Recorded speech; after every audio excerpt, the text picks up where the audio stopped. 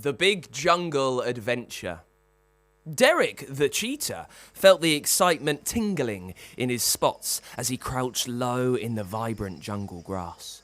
All around him, the jungle was alive with sounds, the chirping of birds, the chattering of monkeys, and the distant roar of the river. But today, something was amiss. Without warning, a loud, unmistakable voice boomed through the jungle. "Watch out, coming through! Make way for the one and only Galloping Gary!" Derek blinked in surprise as a horse burst through the bushes, hooves thudding loudly against the ground. Galloping Gary, as he so self-proclaimed, had a reputation for being the naughtiest horse in the jungle. He was always causing mischief, kicking up dust and upsetting everyone with his reckless galloping. The jungle animals scattered in all directions to avoid being trampled, and Derek had to leap aside to save his tail from Gary's wild galloping. "Slow down, Gary!" Derek called out, but the horse only tossed his tail and laughed, disappearing into the foliage. What a naughty horse, eh? Derek the cheetah was annoyed. He'd known many horses. Some had been majestic, some had been good at pulling carriages, and others had been very good at jumping over fallen tree branches, but none had been as naughty as Gary.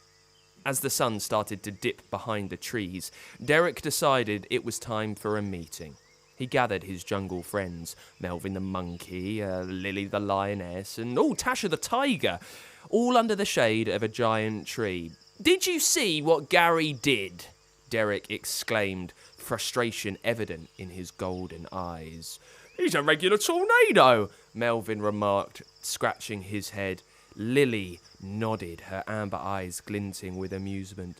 "He once kicked a coconut right into the river. Splash! Everyone got drenched." Tasha licked her sleek orange fur and added, "We need to teach Gary some manners before he ends up hurting someone." So, the four friends hatched a plan. They decided to challenge Galloping Gary to a race through the jungle with a twist. If he won, they would agree to let him gallop as much as he wanted. But if they won, he had to promise to slow down and be considerate of the other animals.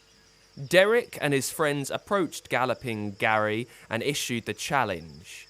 Gary's eyes sparkled with excitement. "You're on! Prepare to eat my dust!"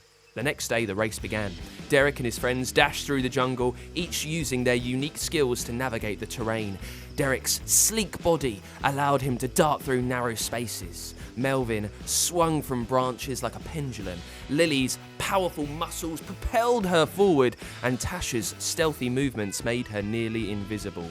Galloping Gary charged through the jungle, his hooves pounding against the earth. He was swift, there was no denying it, but the jungle was not an open field. Trees loomed overhead, their branches stretching like curious fingers. Dense underbrush covered the ground, creating a labyrinth that Gary was ill-equipped to navigate. Within seconds, Gary's confident strides turned into a series of comic stumbles.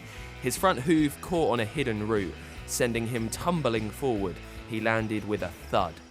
Leaves and twigs all caught up in his mane. The jungle was alive with laughter as the animals watched Gary flounder like a fish out of water. Derek, Melvin, Lily, and Tasha bounded ahead, their nimble movements allowing them to glide through tight spaces effortlessly. Gary grumbled and brushed leaves off himself before resuming his wild race. But he didn't get far before a tangle of vines ensnared his legs, causing him to trip and roll like a boulder downhill. "Smooth moves, Gary!" Derek called back with a chuckle. Gary managed to free himself from the vines, his face redder than a ripe apple. "I'm just warming up," he insisted, though the glint of embarrassment in his eyes said otherwise. As the race continued, the adventurers encountered perils that tested their wits and courage.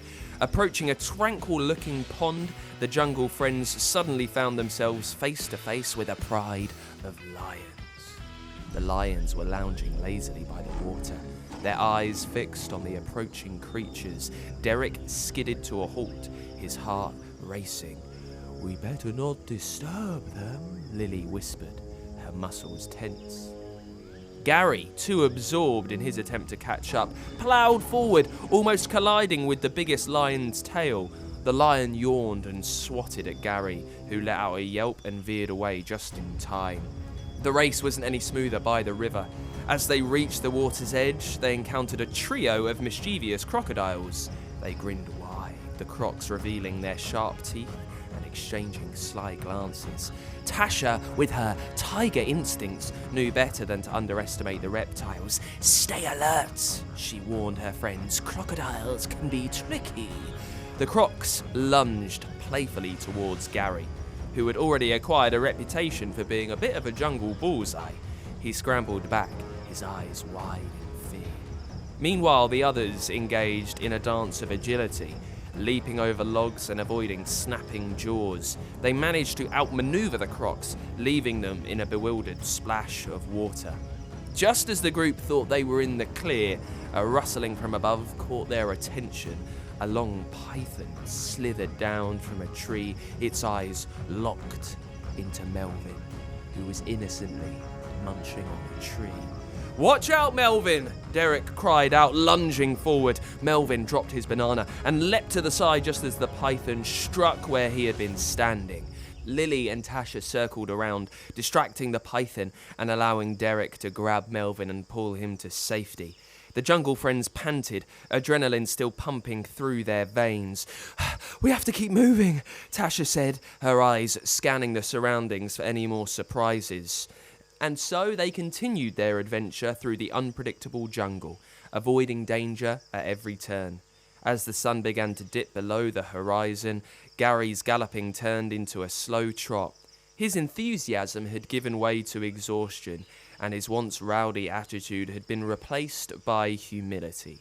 Finally, as the sun was setting, Derek and his friends emerged victorious at the finish line. Gary, panting and humbled, admitted defeat. "Oh, you win," he panted. "I guess I do need to be more careful." With the jungle animals cheering, Galloping Gary agreed to slow down and be more considerate of his fellow inhabitants. The friends celebrated with a grand feast under the starlit sky, sharing tales of their adventures and silly moments. And just as everyone thought the night was winding down, a rustling in the bushes caught their attention. Out stepped Galloping Gary, wearing a bright and ridiculous costume made of leaves and flowers. He cleared his throat dramatically. "I, Galloping Gary, hereby declare that I am no longer the fastest or the wildest. From now on, I shall be known as Calm and Collected Gary." The jungle erupted in laughter as Gary took a clumsy bow, almost tripping over his own leafy ensemble. Even Derek, who had once been frustrated by Gary's antics, couldn't help but chuckle. Got an idea for a story? Tell us the title at funkidslive.com/Storyquest and we could bring your story to life. For a new story each week, make sure you hit subscribe or follow so you don't miss a single episode. Jupiter, thank you so much. You are today's story master. We made you the big jungle adventure. Tell us what you wanted to hear and see. What ideas did you send to us? Well, the story is a bit about a cheetah and her adventures in a big jungle. Because you wanted to hear a story in a jungle about a cheetah, right? So Yeah. Did you like what we did as the story master? Did you enjoy our adventure? Yes. Now, you wanted to hear a story in a jungle about a cheetah. Why a cheetah? What makes you like them so much? That they're fast like me, and they